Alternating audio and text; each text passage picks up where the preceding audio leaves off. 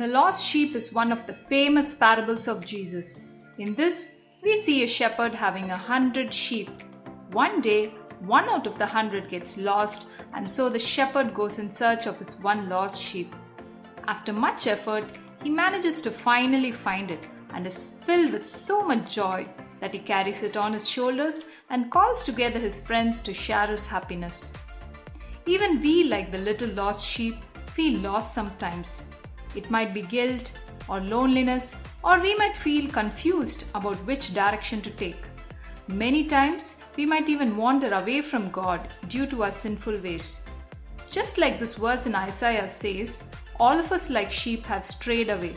We have left God's paths to follow our own. But the good news is that Jesus is looking for us. Yes, that's right. He's longing to find us and bring us back home with much joy too.